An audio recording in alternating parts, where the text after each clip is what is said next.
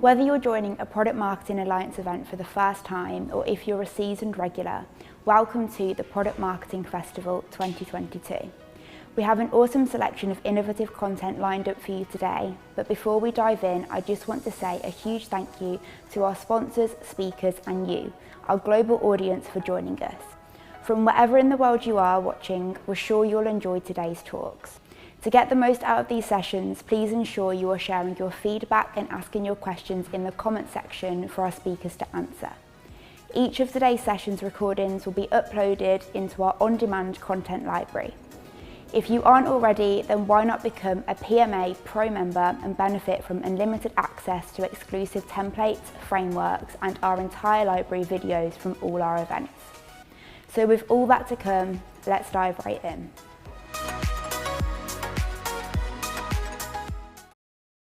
Hi everyone, I'm super excited to be speaking at Product Marketing Festival. Excited to be with you today.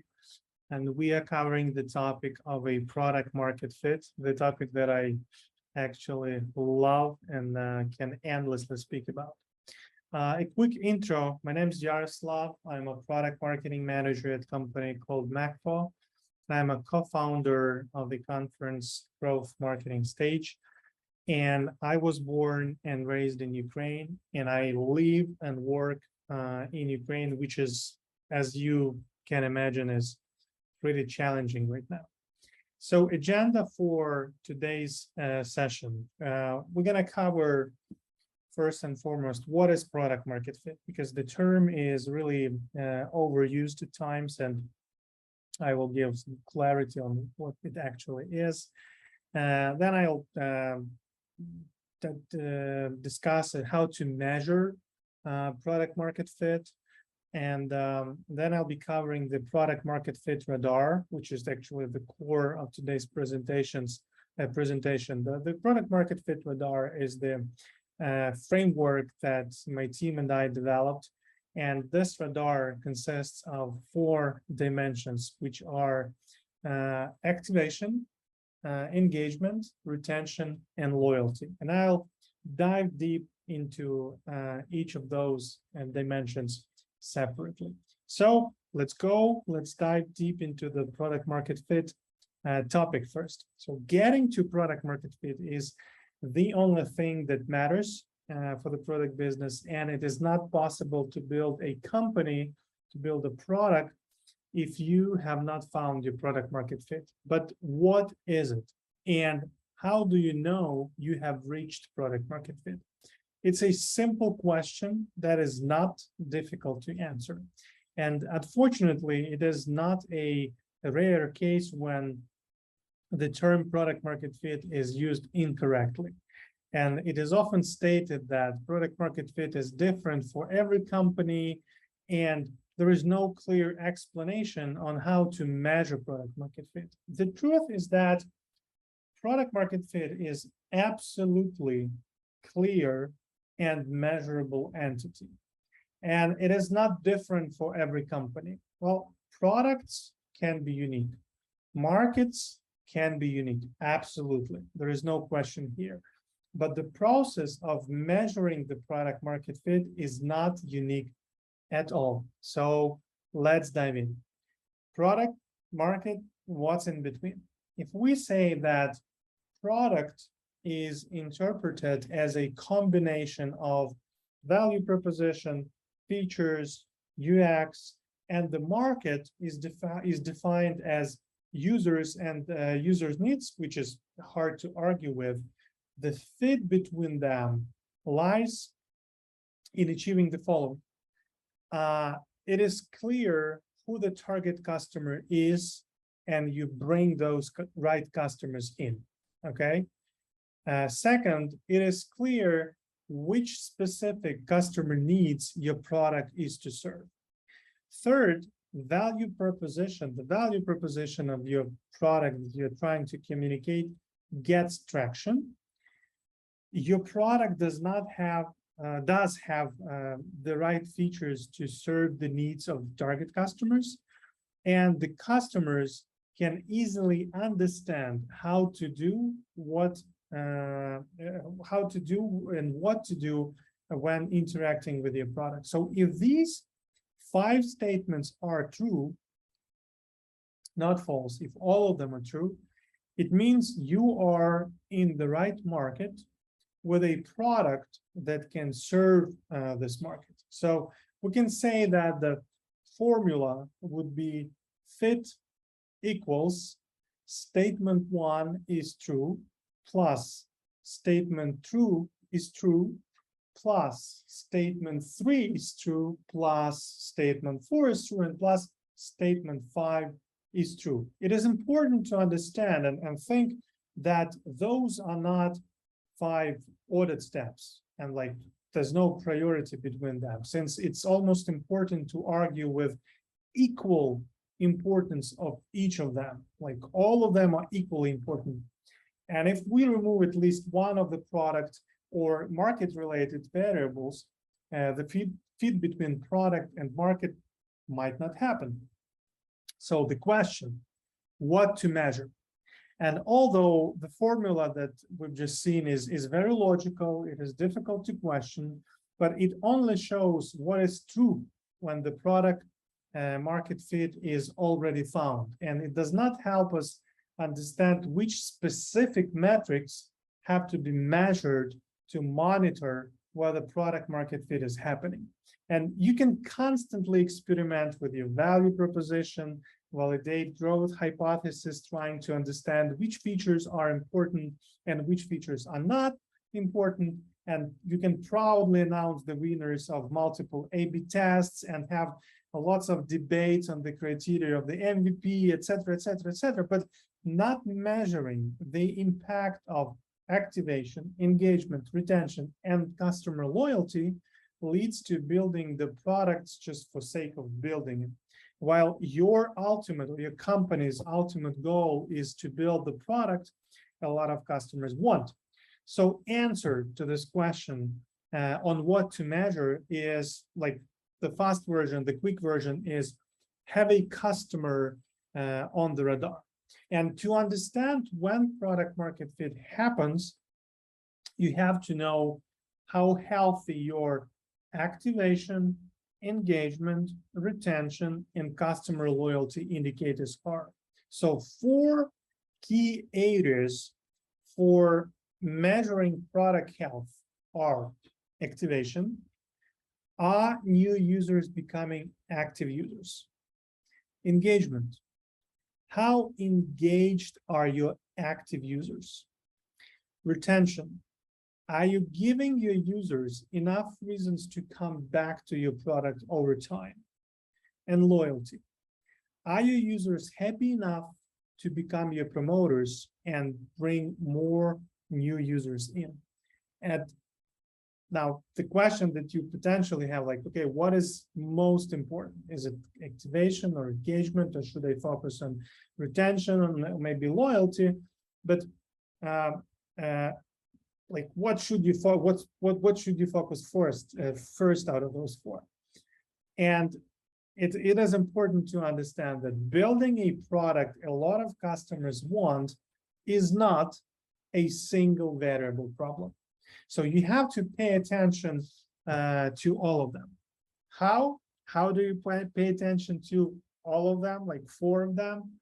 Once again, focus on a customer, or like we said, have a customer on the radar. A customer whose life you are trying to improve and who actually hires your product to do the job. So product market fit radar. Now we're getting to the core of today's conversation. The product market fit radar is the framework that makes product market fit measurable and tangible, and thus easier to manage and discuss internally. And thinking of it as a radar, like I said at the beginning of the conversation, there are 4 dimensions that collectively, it's important to mention that collectively indicate whether the company found the product market fit. So with activation, you check whether new users have experienced the value of your product. With engagement, you measure the level of users' commitment to your product and find out whether they find value in your product. With retention, you can understand whether you are giving your users enough reasons to come back to your product over time. And with loyalty, you know whether you have enough loyal and enthusiastic customers who would recommend your product to other potential buyers. So having these four on the radar is a good way to measure the health of your product. And now let's dive deep into each of the dimensions on the radar, starting with activation. So activation is a moment when a new user takes a specific action to get value out of a product. And let's talk about the specific action a little bit. So, for example, in Instagram's case, the specific action might be like posting 3 photos or following 4 other accounts. For other types of products, activation could be defined as, let's say, signing up or making the first transaction or viewing 3 videos within a specified period of time, etc., or use certain number of applications, like etc., etc., etc. For every product, it is different. But what you have to keep in mind that activation is the moment when your user takes this specific action, and you have to define the specific action for your product that helps get value, that helps user get value out of the product. So activation metric answers the question, what percentage of new users have experienced the value of your product? And percentage of new users who have experienced your product's value equals number of specific actions divided by the number of new users. It's that simple. It's pretty basic formula. For example, let's say we have 100 completed first purchases, and we have 1,000 new users. So when 100 completed first purchases are divided by the number by 1,000 new users, that would mean that 10% of new users who got the value of the in product X. So we would have 10% activation rate for the specific e-commerce product X. I hope it makes sense. So now, how to identify activation metric? It is your job. It is your job to define what should be a key milestone in driving long-term product usage. And it's important to say that you do not have to guess. Do not try to guess. A good way to start is to analyze user behavior to find out what returned users consistently do in your product. And that would be the area where you would be able to identify the activation metric. Now, what is a positive activation rate indicator? Is it like 10%, 20%, 55%, 80%? You can start with what is considered to be an industry benchmark. You can start with a 30% as a benchmark for activation rate, and then check whether it is the right number. And you can build a dashboard that would say that negative activation rate is 10%, neutral activation rate is 30%, and anything that goes above 30% would be the positive activation rate. Again, it's important to start with something like, let's say, 30% as a benchmark, and then you adjust to your business, to your dynamics. Now, second dimension on the product market fit radar is engagement. And engagement rate helps you measure the level of users' commitment to your product and find out whether they find value in your product. So engagement rate answers the questions, how engaged are my active users, those who we have with activated status on the previous step. And to measure the depth of engagement per user, you have to divide the number of key actions completed by users, like transactions or songs listened to or movies watched or reports created, whatever. It's tailored to your product. So you have to divide the number of those key actions completed by users by active users count. For example, like weekly active users or monthly active users. And for example, let's say we have 10 million songs listened to, divided by 100 million monthly active users. That would equal 10% of engagement rate for the music streaming service.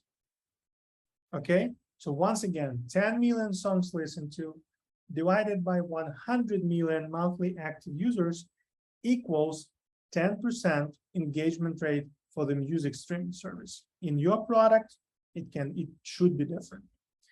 Again, what is a positive engagement indicator? 1, 2, 50, 80, what is the right percentage? Again, you can start with 50% as a benchmark for activation rate, and then you set goals for improvement. So it's important to start with the number, and then as you go, you set goals for improvement.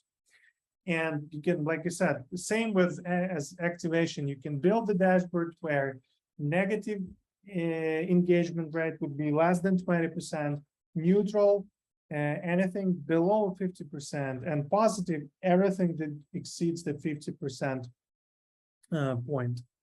So now we're coming to the third dimension of the product market fit radar. It's maybe my favorite one. It's a retention. So retention rate is the metric that helps you understand whether you're giving your users enough reasons to come back to your product over time. I repeated the statements like 5 times by now. And whether you are bringing the right users in. So whether you're giving enough reasons to come back and whether those are the right users that you've brought in. Retention rate answers the question, how many of your active users return to your product over time? So to measure your product's retention, you have to use the retention curve. Let's say this is what you see right now. Let's say this is a retention curve for product A, and we are analyzing users who started using product A for the first time on January 1st through January 31st. So this graph shows the weighted average of nth day retention numbers from cohorts of users acquired within that time of period, within this period of time. So according to this retention curve, for example, day 5 retention is 50%. This means that out of all the users who first used the product on January 1st, which was day 0 for us, 50% came back and were active on January 6th, on day 5. And looks like a huge drop off, but we can see that the curve stabilizes on day 15. That's important. So we can say that product A has a product market fit for this particular cohort. And yes, retention can indicate whether your product has a product market fit problem. Because products, in another example, like product B's retention trends to 0 pretty fast, which means that it does not give its users enough value to return and take key actions. So product B has not found product market fit. And another important note, before building a similar graph to measure your product's retention, make sure you have clearly defined the following. Key action, like action that you want a user to do every time they use your product, and usage interval, frequency. It's daily, weekly, monthly, with which you expect people to use your product. Because frequency is important, like for different products that would be different. Let's say in Booking.com, it can be monthly or annually. In Slack, it would be daily. So it's really tailored to the use cases that the product serves. And now we're coming to the fourth dimension of the product market fit radar, which is not to check your customers, whether your customers have established the habit around your product and give them enough reasons to come back to your product. This one is aimed to measure how loyal your customers are. So measuring customers' loyalty helps you know whether you have enough loyal and enthusiastic customers who recommend your product to other potential buyers. And what is important to measure in loyalty? Why is it important to measure customer loyalty? Mainly because a loyal customer is the one who, A, is less likely to look around for alternative solutions, and B, is more likely to recommend your product to others. So how to measure customers' loyalty? There are multiple ways to measure customer loyalty. Some companies associate it with dollar or revenue related metrics like customer lifetime value or repurchasing level and multiple product purchases. Others prefer to measure customer loyalty index, which is derived from customer surveys. So when thinking of customers' loyalty and trying to understand whether you've built a product a lot of customers want, we think, and we have this story proven, Net Promoter Score is the right metric to apply. So NPS is measured with a single question, that you are asking your customers, and it's reported with a number from -100 to +100. So the question that you use sounds like this: how likely is that you would recommend product X to a friend or colleague? And respondents give rating between 0, not likely at all, or not at all likely, and 10, extremely likely. And depending on their response, they fall into 3 categories. Promoters, those who put 9 and 10, and those are loyal and enthusiastic customers who recommend your product to other potential buyers. Passives, 7 and 8, satisfied customers, but not happy enough to be considered promoters. And detractors, those who put 0 to 6. They are unhappy customers who are unlikely to repurchase your product and can damage the product's reputation with a negative word of mouth. So to determine the NPS, you have to subtract the percentage of detractors from the percentage of promoters. And NPS, like I said, can range from -100 to 100. And I'm sure a lot of people here today do know what NPS is and how to calculate NPS, but I just want to kind of explain it once again to make sure that we are on the same page here. So what is a positive NPS? It varies by industry. Like for software or apps industry, for example, this is where my company plays in, 30 is an average score. You can compare your NPS against other companies and set your goals. So, but the main goal is to constantly experiment to build the experience that creates promoters and build the product a lot of customers want. So, an important thing, you have to make sure you measure it timely by cohorts. Do not create lots of pop-ups in the product with NPS scale in front of the users at every step of their user journey for all the users multiple times. No, just do not overuse it, because there is like NPS trap. You have to measure it timely, like once a quarter, for example, and cohort based. So you really have to make sure that you are asking this question, you're putting this question in front of the right users. So let's just summarize a little bit. The product market fit is happening when all of these 4 statements are true. Like we said, users have experienced the value of your product. That's about activation. Users find value in your product. This is when engagement is happening. That's an indicator.